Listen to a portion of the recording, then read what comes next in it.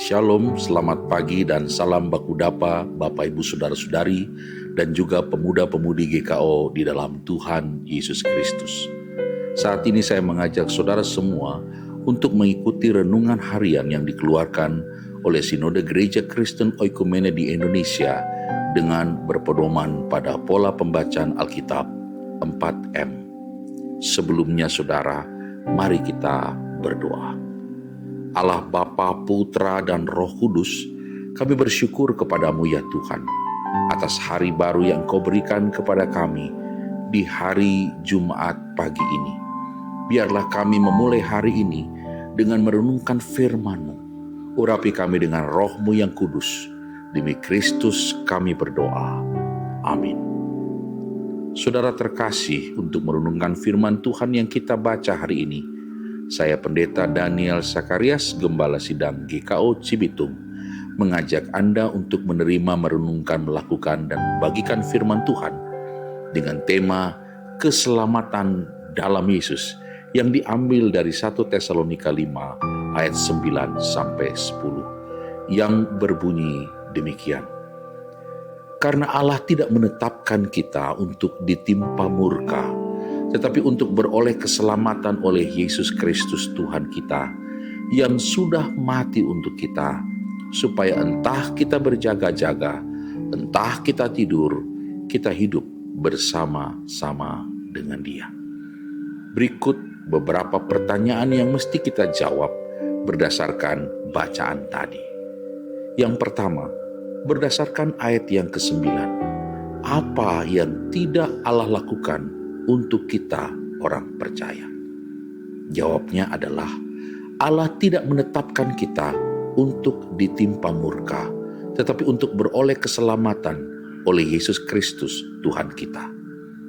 Yang kedua, berdasarkan ayat 10, apa yang Yesus lakukan untuk kita orang percaya? Jawabannya adalah Yesus mati untuk kita. Dan yang ketiga, berdasarkan ayat 10, apa yang harus kita lakukan sebagai orang-orang yang diselamatkan oleh Yesus? Jawabannya adalah hidup bersama-sama dengan Dia. Saudara-saudara yang dikasihi oleh Tuhan, pernahkah saudara mendengar perkataan bahwa menjadi orang Kristen itu enak karena tidak perlu mencari keselamatan? Perkataan itu didasarkan pada pemahaman yang keliru bahwa keselamatan adalah anugerah sehingga orang bisa seenaknya. Perkataan itu rawan disalahartikan bahwa orang Kristen tidak lagi perlu melakukan apa-apa untuk memelihara keselamatannya. Nasihat Rasul Paulus menegaskan bahwa memang keselamatan adalah anugerah. Akan tetapi keselamatan itu tentu perlu dipelihara dan diisi. Bagi orang yang dihadiahi pelita untuk berjalan di tengah kegelapan, ia tetap harus waspada untuk menjaga api pelita itu senantiasa menyala.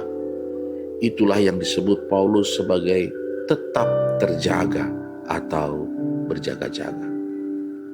Persekutuan orang-orang percaya memegang peranan penting dalam hal ini. Tidak jarang orang percaya pun lengah atau lelah dalam memelihara keselamatan yang telah dianugerahkan. Dengan demikian, peran saudara seiman untuk menegur, menasihati, dan membangun sangatlah penting. Setiap orang memiliki tanggung jawab seorang terhadap yang lain. Ketika ada yang mulai terlena sehingga menjauhi persekutuan, sudah menjadi tugas saudaranya untuk mengingatkannya atau menegurnya. Ketika ada yang berbuat dosa dan melalaikan kehendak Tuhan, sudah menjadi tugas saudaranya untuk mengingatkannya, bukan untuk menjatuhkannya.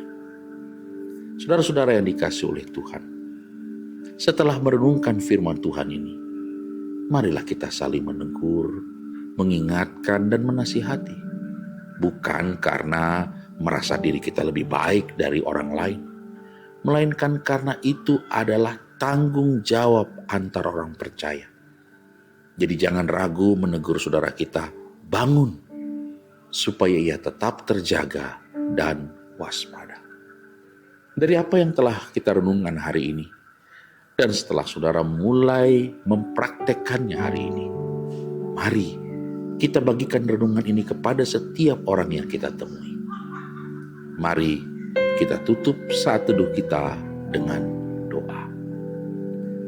Bapa di sorga, ajar kami berdasarkan firman Tuhan yang kami baca hari ini, meyakini bahwa keselamatan adalah anugerah Allah.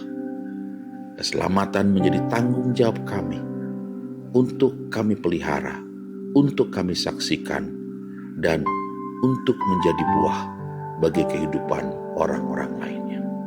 Sertai kami agar kami tidak lengah. Pimpin kami untuk kami selalu waspada dan berjaga-jaga. Tuhan kiranya memberkati dan menyertai seluruh hidup kami hari ini. Dalam nama Tuhan Yesus Kristus kami berdoa. Amin. Demikianlah renungan kita pagi ini, saudara. Kasih setia Allah yang ajaib kiranya menyertai saudara semua dari saat ini sampai selama-lamanya. Shalom.